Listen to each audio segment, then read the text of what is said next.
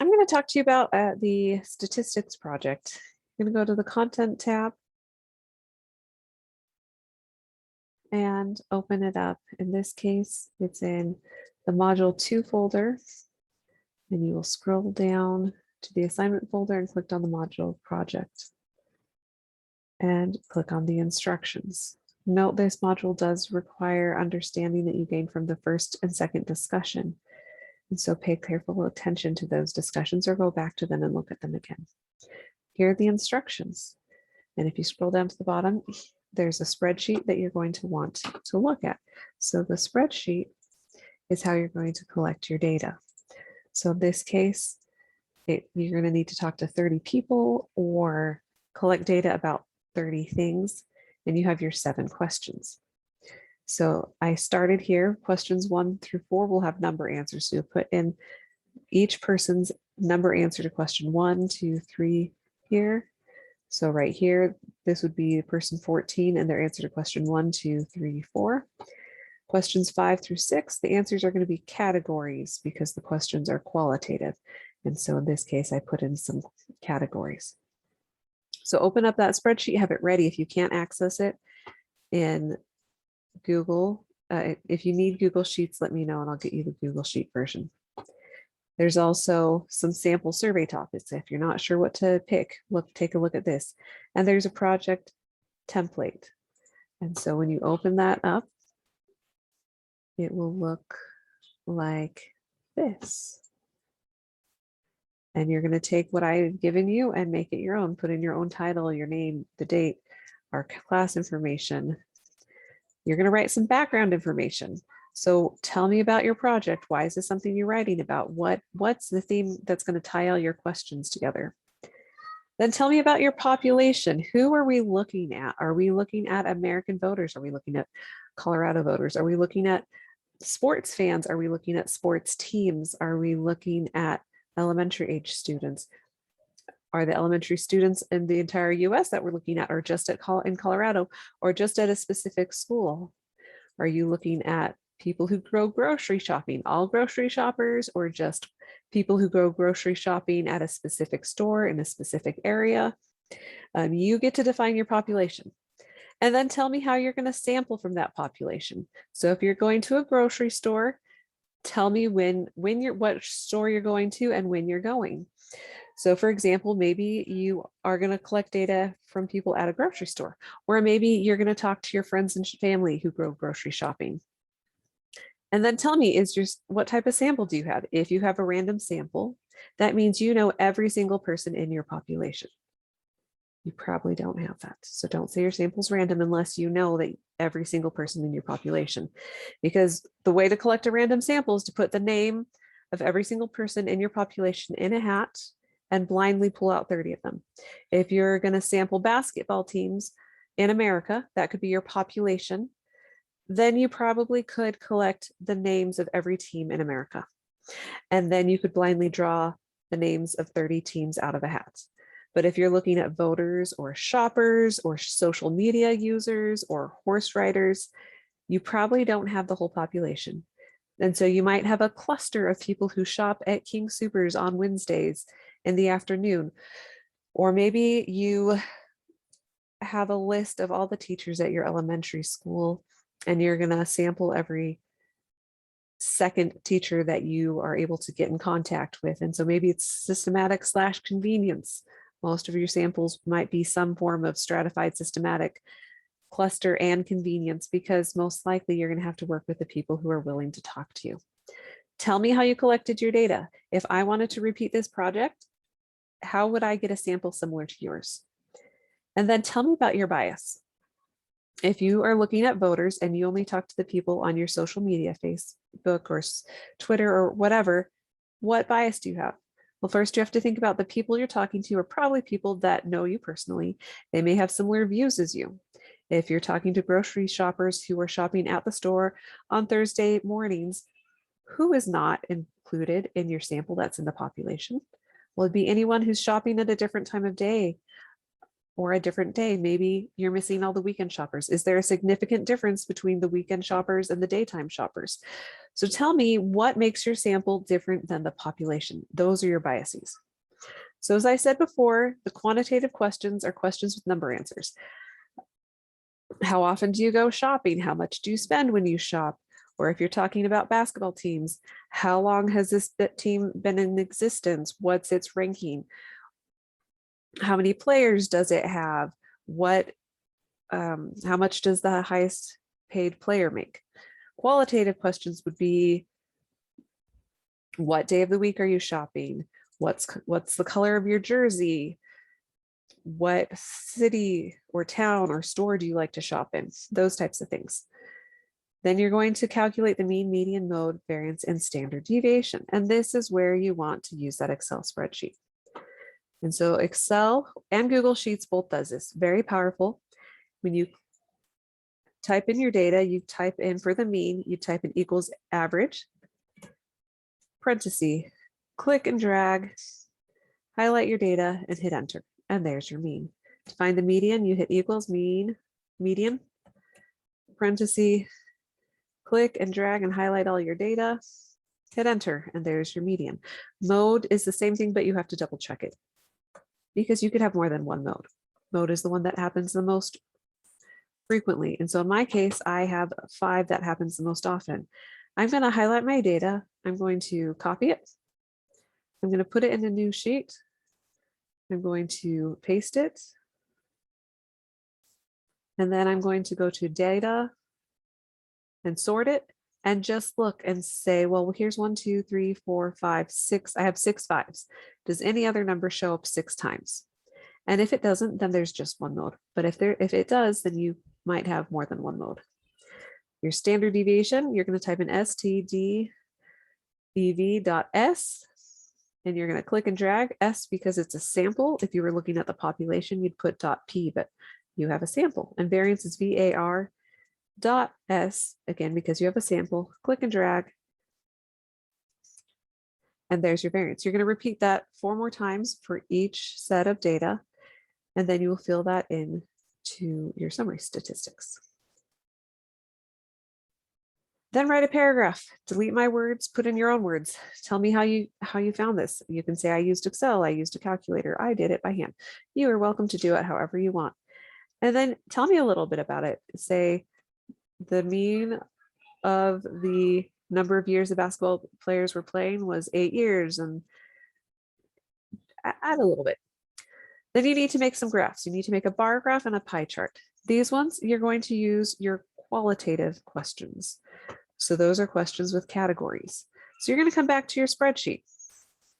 And let's say my question was, what is your team color? And I filled in some, I didn't finish it.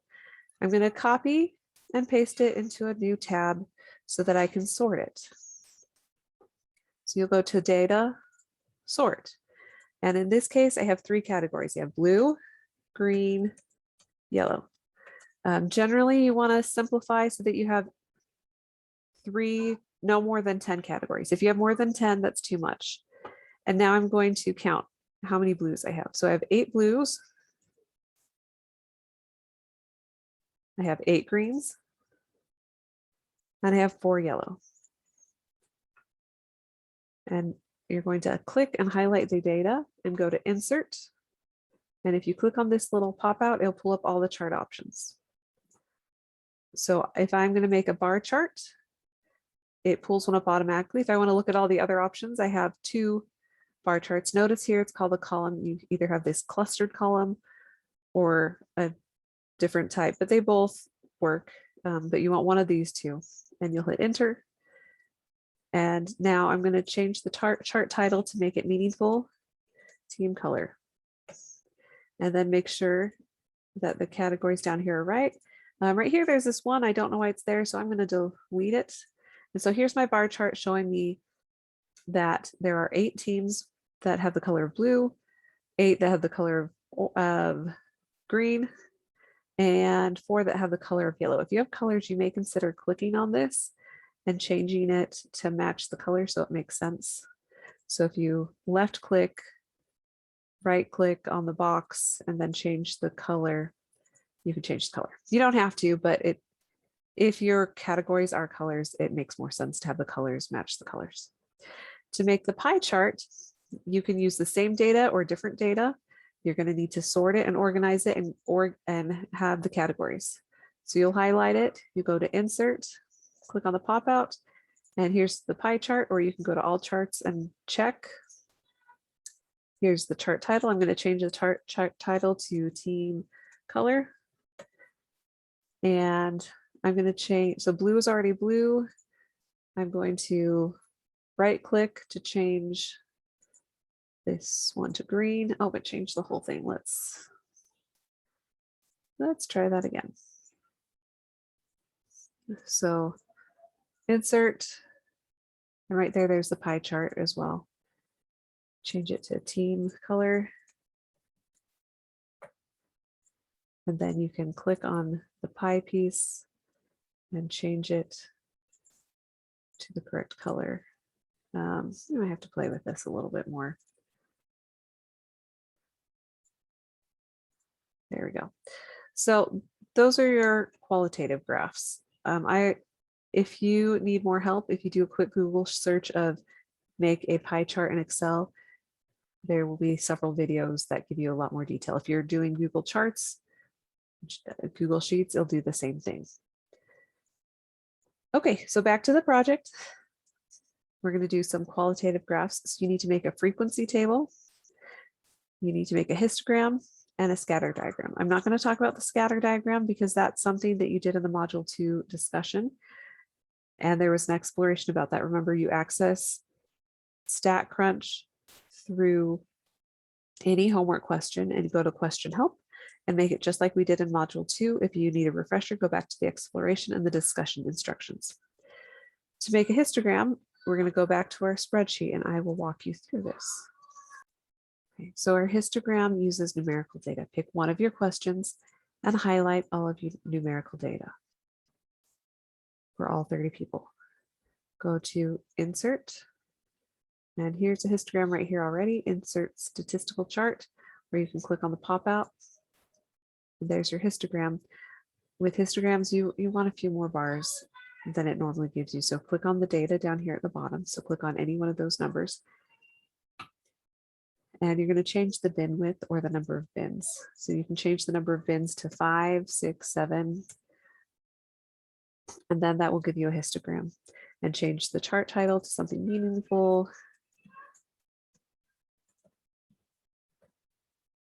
And that's your histogram. To make a frequency diagram, you're going to take numerical data again. And Excel isn't going to do it for you, but you're going to take this data, and you can do it in Excel or you can do it anywhere. But for me, if you're going to do it in Excel, you go to data and you're going to want to sort it from smallest to largest. And you can see my data goes from 2 to 45. And so you want 5 to 10 groups of equal sizes. So I might say 0 to 5, 6 to 10. So 0 to 5 is 0, 1, 2, 3, 4, 5. Or you can say 5 minus 0 is 5. And so then when you put 6 to 10, 10 minus 6 is not the same size. So that's not going to work, right? So you have to change it because when you subtract the bigger number from the smaller number in each group, it needs to be the same. So you could do 0 to 4 and 5 to 10, 5 to 9, because 9 minus 5 is 4. 4 minus 0 is 4. So then you'd have 10 to 14. And 14 minus 10 is 4. And so then you would have 15 to 19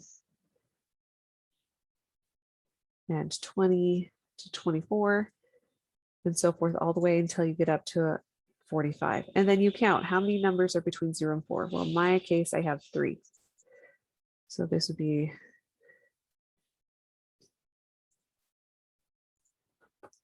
So these are my range of numbers.